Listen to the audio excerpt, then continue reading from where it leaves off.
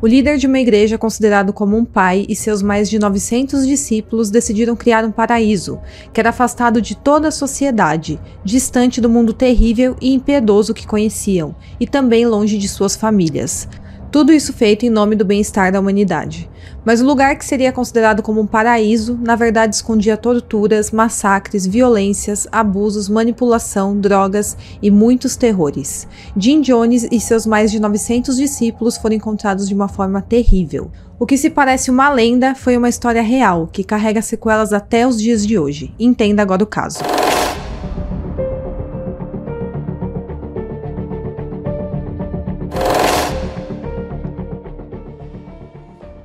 Olá pessoal, sejam bem-vindos de volta ao canal e hoje mais uma vez vamos abrir a caixa de Pandora.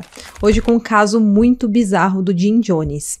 E já no comecinho do vídeo eu vou pedir para você não se esquecer de deixar um like aqui porque fortalece muito o meu canal. Não se esquece também de se inscrever aqui e deixar um comentário no final do vídeo. Fiquem comigo até o final do vídeo e bora pro caso de hoje.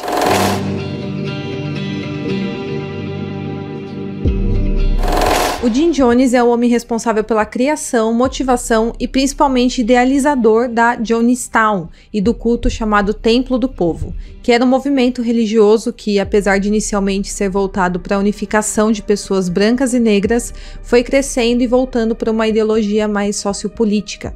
E tudo isso havia sido idealizado pelo Jim Jones.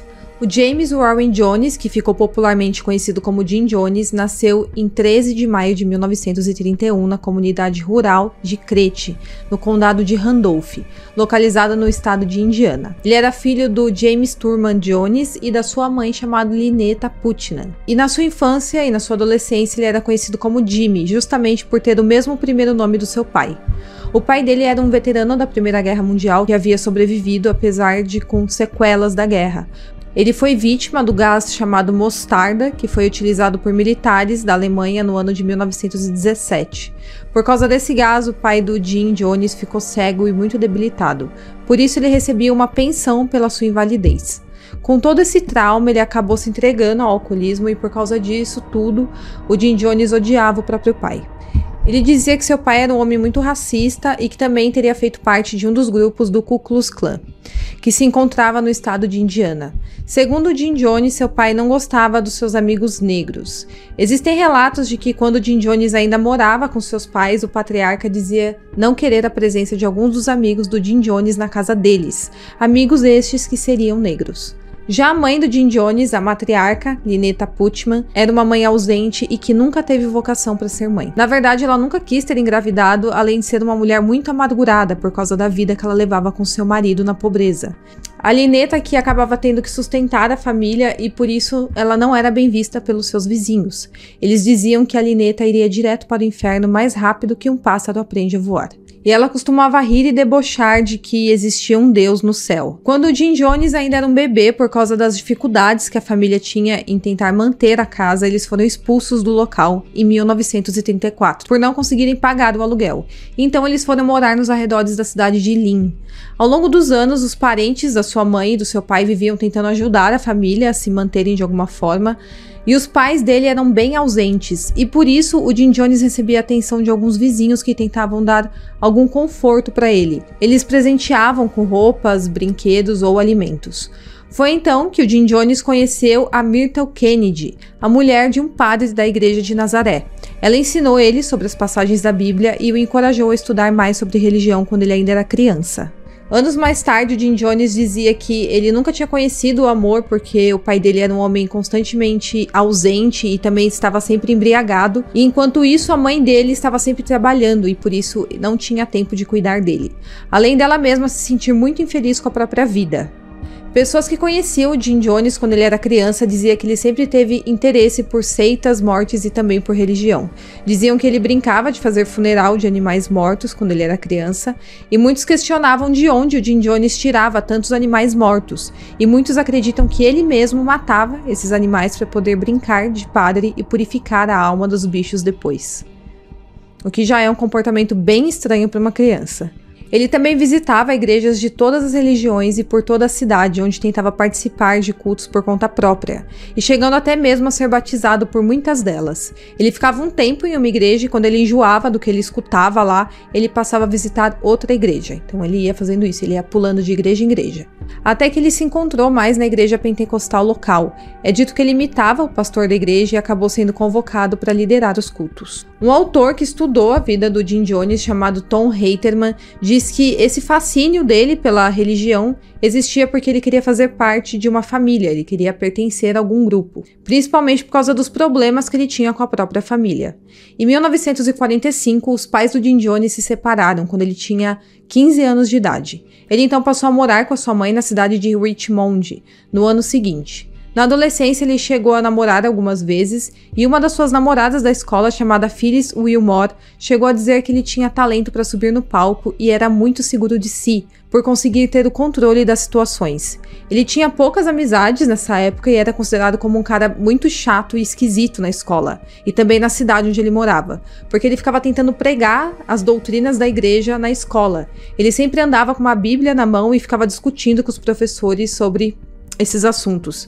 Ele também dava broncas em alunos que fumavam e bebiam, dizendo que eles precisavam ler a Bíblia. Enquanto isso, os adolescentes normais se vestiam com roupas mais casuais, viviam a vida deles normalmente, mas o Jim Jones não, ele já era mais esquisito, ele ficava o tempo todo com a Bíblia na mão, ele ficava o tempo todo com roupa de ir pra igreja, ele ficava o tempo todo de social, né? Enquanto isso, os adolescentes da idade dele se vestiam normalmente. Apesar disso tudo, ele tinha boas notas na escola e era um aluno muito inteligente. Ele passou a ter interesse também pela Segunda Guerra Mundial e começou a estudar pessoas como Hitler, Stalin, o Karl Marx e o Gandhi. Então, essas pessoas viraram o foco dos estudos dele. E ele levava diversos livros da biblioteca da escola para ler em casa. A partir de 1948, quando ele tinha 18 anos de idade, logo depois de terminar o ensino médio, foi quando ele conheceu a Marceline Bedouin. Logo depois de começar a namorar a Marceline, eles se casaram em 1949. Eles ficaram juntos até os seus últimos dias de vida. Ainda assim, o casamento foi muito conturbado. Isso porque a Marceline era da igreja metodista. Ele dizia que via práticas racistas nessa igreja dela. Então ele dizia que essa igreja segregava brancos e negros. Por mais que ele gostasse da Marceline e temesse perder a sua esposa, ele tinha comportamentos estranhos com ela, como por exemplo fazer jogos de manipulação. Ele costumava mentir para ela dizendo que algum amigo dela tinha morrido em algum trágico acidente e depois de ver que ela ficava muito nervosa, começava a chorar e aí ele ia confortar ela e depois disso ele contava a verdade, falava que era tudo mentira. Então era um relacionamento bem esquisito e o Jim Jones era um cara muito manipulador. Apesar disso, a pedido da Marceline, ele passou a servir como pastor estudantil na igreja metodista em 1952. E é nessa época que ele passou a focar mais em política e tentou se aprofundar mais nos assuntos políticos, já que ele queria realizar a integração racial entre igrejas, entre brancos e negros. E esse pensamento dele era muito apoiado pela Marceline. Lembrando que nessa época ainda estava em vigor as leis escravocratas nos Estados Unidos e somente no final da década de 1950 que foi iniciado no país os movimentos por direitos civis dos afro-americanos, que colocaram em ascensão os nomes como Martin Luther King. O Jim Jones decidiu criar a sua própria igreja em 1954, que daria início ao então conhecido Templo do Povo.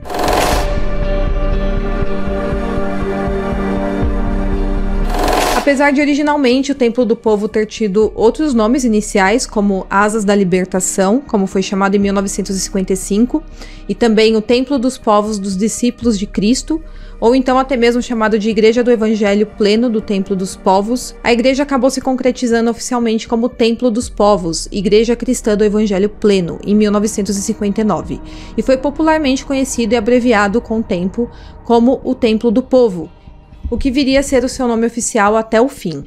Em 1954, o Jim Jones estava mais alinhado com o comunismo, na sua visão política, e ele passou a usar da sua influência para ajudar moradores de rua com trabalhos comunitários e também para fazer uma igreja racialmente integrada.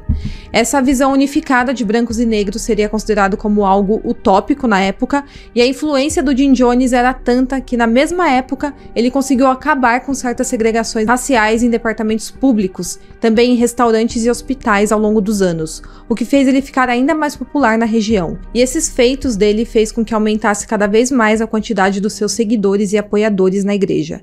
Ele pregava em seus cultos que todos eram iguais e que seria sim possível todos viverem em harmonia. Foi neste ano que o Jim Jones e a Marceline adotaram a sua primeira criança, chamada Agnes. Era uma criança americana, negra, de 11 anos de idade, e a partir dessa época eles dois dariam início ao que seria chamado por eles como a família arco-íris. Então eles queriam montar uma família com várias raças. Eles queriam adotar várias crianças e aí formar a família arco-íris. E aí, com visões socialistas por natureza, o Jim Jones acreditava que o capitalismo americano causava um equilíbrio doentio no mundo. Pelos ricos terem poder demais e trabalharem de menos, enquanto os pobres trabalhavam demais para receber muito pouco. Ele pregava em seus cultos sobre as suas ativistas que ele fazia, ao longo do tempo. E apesar de ser na época uma igreja bem pequena, ele ainda conseguia ajudar idosos, moradores de rua e também ajudava os seus seguidores a conseguirem empregos novos. Nos anos subsequentes, o Jim Jones e a Marceline viriam a adotar mais crianças, que fariam parte da família arco-íris, composta por crianças coreanas, negras e uma criança branca. E é então que em 1959, 10 anos depois do Jim Jones e a Marceline terem se casado, que eles tiveram seu primeiro e único filho biológico, o Stephen Jones, que seguiria os exemplos e doutrinações do seu pai até os fins da igreja, mesmo que contra sua própria vontade. E aí, em 1965, a igreja do Jim Jones, junto com os seus fiéis e discípulos, se mudaram para a Califórnia, em Redwood Valley. E essa mudança não era por acaso. Ele estava começando a ser investigado nessa época pelas suas práticas e rituais de cura nos cultos que aconteciam na igreja, onde ele dizia conseguir curar instantaneamente até mesmo ossos quebrados. É estimado que 65 famílias seguiram Jim Jones para a Califórnia nessa mudança. Ele mantinha muita influência em Indiana, que foi onde ele fundou a sua primeira igreja. E é dito que nessa época ele ficou muito obcecado em influenciar as pessoas e exercer um poder sobre elas. E a partir disso ele passou a adotar o nome de profeta.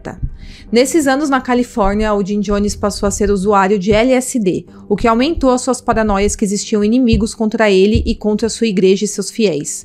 Esses inimigos seriam sempre relacionados ao governo americano, ao Ku Klux Klan ou aos nazistas. Esse medo que ele criou na cabeça dele era pregado por ele para os seus fiéis, que passaram a temer ataques iminentes. Mesmo que todo esse risco de ataque e todos esses inimigos que ele achava que ele tinha era tudo criação da cabeça dele, era tudo irreal. E os fiéis do Jim Jones eram obrigados a fazer depósitos de todo o salário deles para o Jim Jones, na desculpa de que ele usaria do dinheiro para fortalecer as defesas da igreja e aproximar mais fiéis. Então ele pregava para os fiéis dele que ele precisava daquele dinheiro para aplicar na igreja e para criar como se fosse uma rede de proteção, porque tinha inimigos querendo acabar com a igreja. Mas na realidade o Jim Jones estava utilizando todo aquele dinheiro dos seus fiéis para consumo próprio.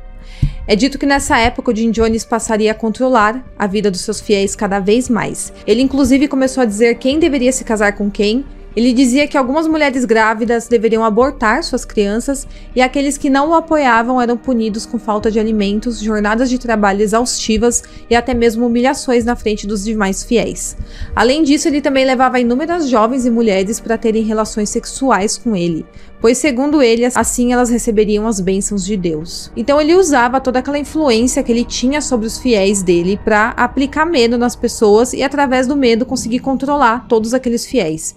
E ele conseguiu fazer isso durante muito tempo, ele conseguiu ter muitos seguidores e muita influência política no país. Ele ficou muito conhecido, Jim Jones. Com o passar dos anos, em 1971, ele inaugurou uma igreja em São Francisco. E por onde ele passava, ele fazia trabalhos comunitários e o Templo do Povo e os seus trabalhos eram elogiados por inúmeros políticos locais. Porém, quem vivia dentro da igreja, realmente, os fiéis da igreja, viviam um verdadeiro terror e lavagem cerebral pelo Jim Jones. E aí, em 1973, após denúncias motivadas pela deserção de 8 jovens membros da igreja, se iniciaram investigações contra o Jim Jones e também contra os seus cultos. Foi denunciado os métodos de cura que ele fazia e também os maltratos que ele fazia contra os seus fiéis. E por estar sendo investigado, Jim Jones selecionou alguns fiéis da sua igreja e chamou eles para se mudarem para Guiana, o país que fica no norte da América Latina, para que então eles pudessem dar início à construção da Jonestown, que era um projeto de uma cidade do Templo do Povo, Então ele estava fazendo meio que uma sociedade separada lá nesse lugar para viver só ele e seus fiéis longe de todo mundo. E o país escolhido foi justamente porque estaria passando por uma revolução com o Partido Socialista no poder. Em 1977, o Jim Jones recebeu seu prêmio Martin Luther King antes de ir para sua cidade agrícola Jonestown no mesmo ano. Enquanto isso, para os seus fiéis, o Jim Jones se referia de forma hostil ao governo dos Estados Unidos, dizendo que o governo era o anticristo e que estava em direção ao fascismo. Ele dizia que o capitalismo era o regime econômico do anticristo. E nessa época, enquanto tudo isso era feito, enquanto ele construía ali a cidade dele, na Guiana, Jonestown, começaram a pesar contra ele acusações de sequestro de filhos de ex-integrantes que tinham abandonado o templo. Outras denúncias incluíam ameaças físicas, morais e mentais diretamente aos membros da seita. Eles eram proibidos de terem qualquer contato com as suas famílias. Eles também sofriam tortura psicológica, com privação de sono e de alimentos. Além disso, Jim Jones exigia a entrega da propriedade e 25% da renda de cada membro da seita. E também os casais que tinham filho, ele geralmente afastava os filhos dos pais. E enquanto isso, ele continuou ficando cada vez mais famoso, promovendo campanhas junto à mídia para dar uma impressão favorável à sua seita, dando a impressão que ele era contra a segregação racial e a favor de projetos humanitários.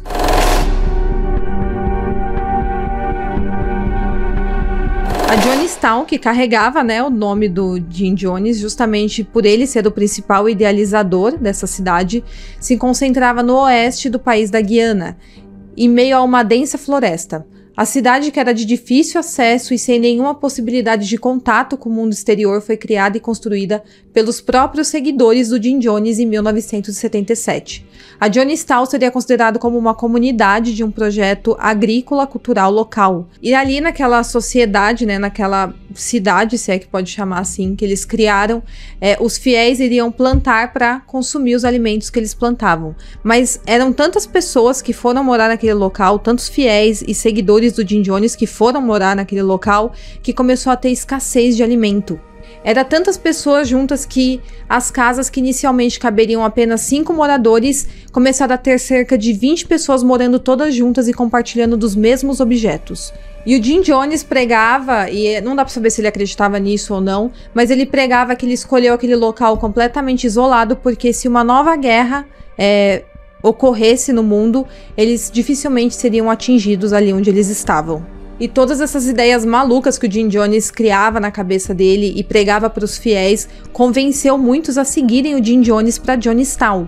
Ao chegarem ao local, os seguidores do Jim Jones não eram permitidos mais a sair de lá. E a Jonestown, ela foi criada num lugar tão afastado e tão no meio do nada, que mesmo que os fiéis tentassem fugir daquele local, o único jeito seria através de aviões ou barcos, e seriam horas de viagens.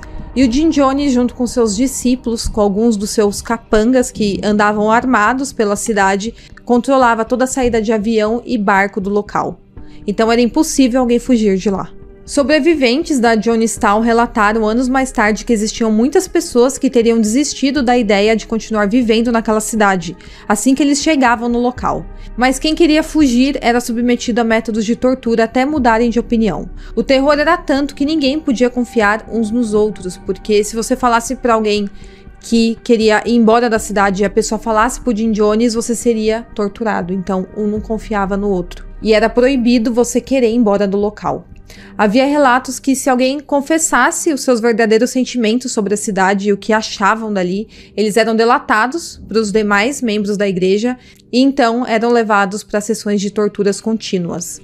Alguns dos moradores teriam tentado fazer denúncias e também mandar mensagens para que os seus familiares viessem até o país para buscar eles. Também tinha familiares de fiéis do Jim Jones nos Estados Unidos que sabiam que os seus parentes teriam seguido o Jim Jones até a Guiana e eles tentavam entrar em contato de alguma forma, mas eles não conseguiam localizar as pessoas. Mas talvez a maior denúncia de todas tenha sido a do Timothy Stowen, que teve o seu filho, chamado John Stowen, levado pelo Jim Jones para Jonestown contra a vontade ou conhecimento dele. O John Stowen estaria sendo criado como filho do Jim Jones, que dizia ser o verdadeiro pai biológico da criança. Todas essas denúncias de familiares e parentes teriam chamado a atenção do governo americano na época, mas principalmente do congressista da Califórnia chamado Leo chamado Leo Ryan. A batalha na justiça para que o Timothy Stone recuperasse o seu filho foi muito longa e sem sucesso. E com toda essa crise se instaurando, denúncias contra ele roubando filhos de ex-membros da igreja, o Jim Jones começou a dizer ter medo de que eles fossem atacados pelos americanos. Ele então decidiu começar a treinar os fiéis para esses supostos ataques. Ele então decidiu ensaiar com o seu povo simulações de ataque para que eles se preparassem para um fim iminente. Esses ensaios eram completamente exaustivos e duravam por horas. Eram treinamentos, na verdade. Então os seguidores deles eram obrigados a ficar ali treinando para que eles conseguissem se proteger de um ataque. E todo esse treinamento era feito depois que os fiéis ficaram por horas trabalhando na cidade, que eles ficavam fazendo serviços braçais ali para manter a Jonestown. E eles eram obrigados a seguir rigorosamente tudo que o Jim Jones obrigava eles a fazer. E toda e qualquer pessoa que tivesse contato com o mundo exterior para pegar alimentos ou medicamentos não eram permitidos relatar sobre absolutamente nada para os demais seguidores. Então eles passaram a viver ali recluso, como se estivessem encarcerados pelo Jim Jones. E nessa época o Jim Jones passou a encenar também a morte coletiva como um ritual que controversamente salvaria a todos eles do mal. Essa ideia seria colocada em prática pouco tempo depois. Então ele passou a pregar que uma das formas para que todos os fiéis salvassem suas almas do mal do mundo seriam todos eles se matarem. Nos ensaios, dessa morte coletiva, eles tomavam um suco que representava um veneno. Por mais que não tivesse veneno de fato nesses ensaios, era uma ideia que o Jim Jones estava enfiando na cabeça dos fiéis com o tempo. Em 14 de novembro de 1978, o congressista Leo Ryan foi para Guiana para tentar contato entre familiares de pessoas que estavam morando na Jonestown, e também porque ele queria entender o que estava acontecendo naquela sociedade reclusa. Ele decidiu levar com ele, além dos familiares que estavam em busca de notícias dos parentes que foram para Jonestown, também um grupo de jornalistas e repórteres que iriam o ajudar a noticiar os relatos. Obviamente, o Jim Jones imediatamente se sentiu muito ameaçado e sentiu que aquilo era uma afronta contra a sua sociedade. Depois de cerca de 3 dias de negociações, um dos advogados que representava o Jim Jones o informou de que seria melhor que o congressista fosse à cidade de Jonestown para verificar as condições do local. Isso seria uma deixa para que o Jim Jones se preparasse para o que estava por vir.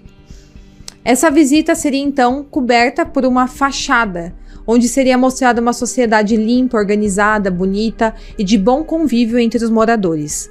Um dos sobreviventes do Jonestown informou que os fiéis tiveram que ensaiar incansavelmente respostas claras e objetivas que eles dariam aos repórteres. O Jim Jones dizia exatamente o que os moradores precisavam responder. E enquanto isso, os moradores eram cercados pela chamada Brigada Vermelha, que eram seguidores fiéis dele que andavam armados pela cidade, obrigando as pessoas a fazer tudo aquilo que o Jim Jones mandava. Então eles estavam fazendo um teatro com todos os moradores da cidade para quando os repórteres chegassem, eles encontrassem ali como se fosse uma sociedade muito boa de se morar, de se viver, quando na verdade era tudo ao contrário, aquilo realmente era tudo um teatro, porque as pessoas sofriam muito na realidade ali na Jonestown. E aí quando chegou esse grupo junto com o congressista, com o Ryan, na noite que eles foram recepcionados, o Jim Jones parecia muito inquieto, nervoso, tenso e principalmente confuso com as suas falas.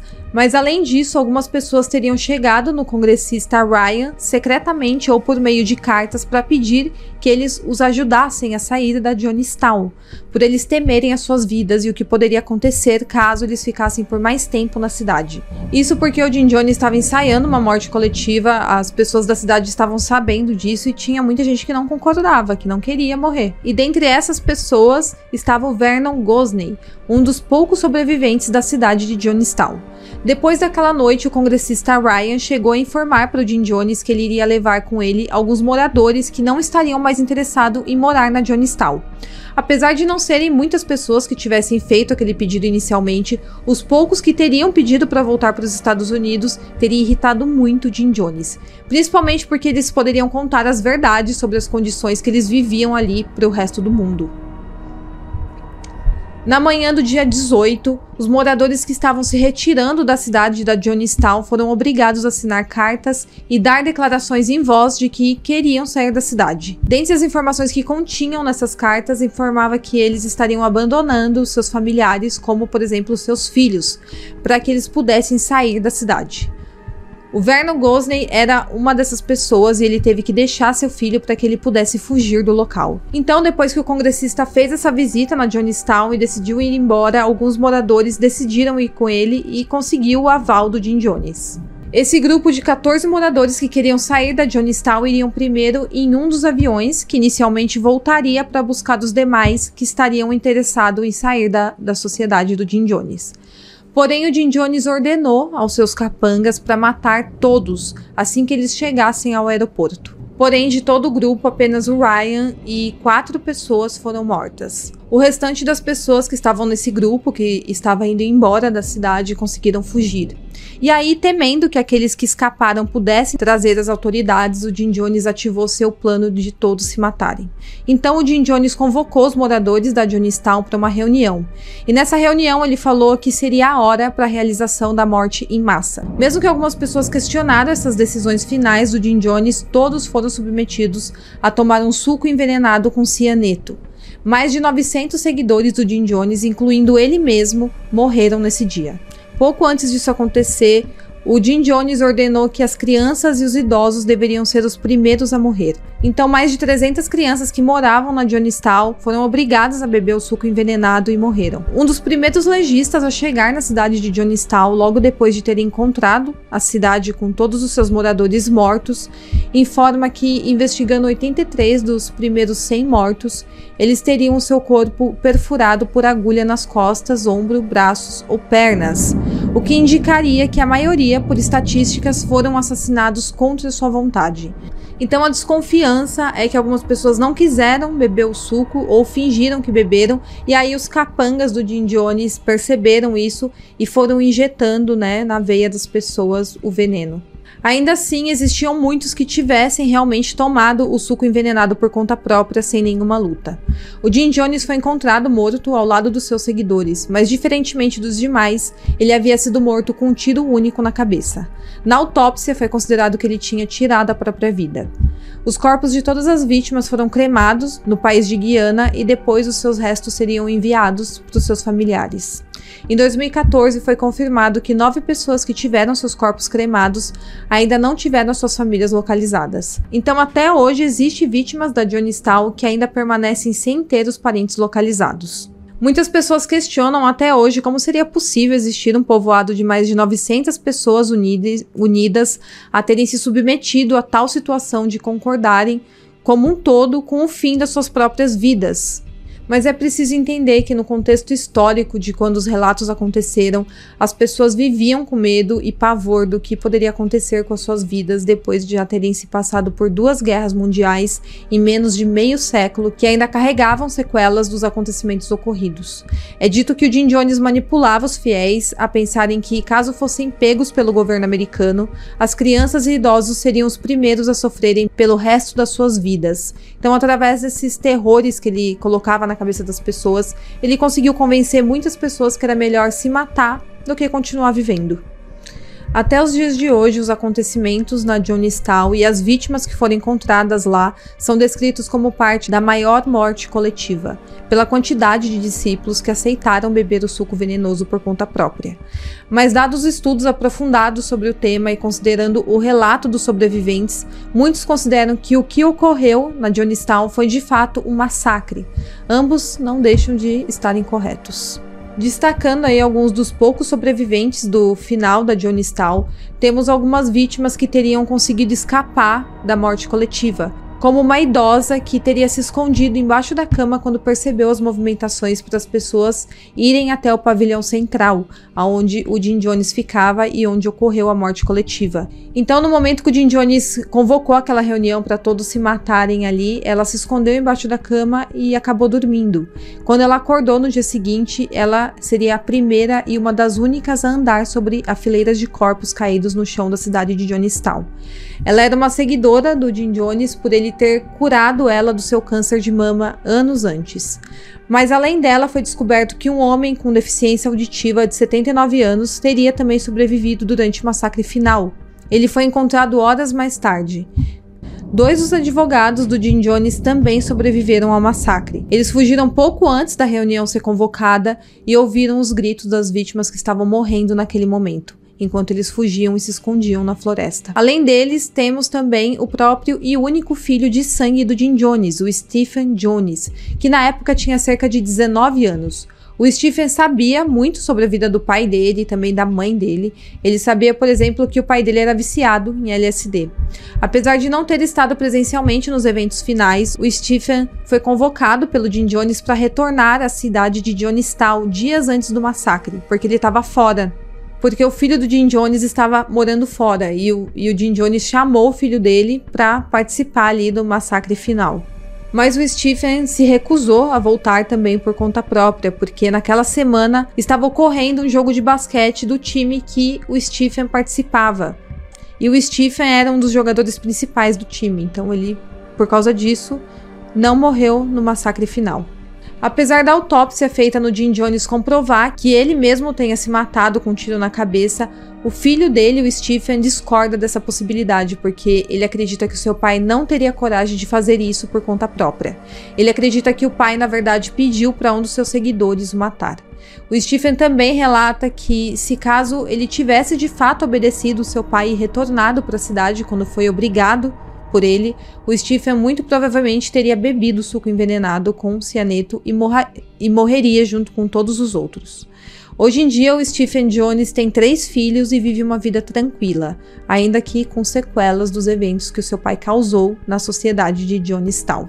Hoje em dia, a cidade de Jonestown é evitada de ser mencionada ou visitada por curiosos, apesar de existirem pessoas que vão para o local estudar sobre os crimes que ocorreram ali. E a Jonestown se tornou uma espécie de memorial. E os demais sobreviventes dos crimes do Jim Jones e que faziam parte do Templo do Povo tentam esquecer os horrores que conheceram enquanto faziam parte dessa seita. Bom, pessoal, então esse é o caso de hoje. Espero muito que vocês tenham gostado do vídeo. Não se esqueça de curtir o vídeo, de se inscrever aqui no meu canal. Eu espero muito que vocês tenham gostado e até o próximo caso.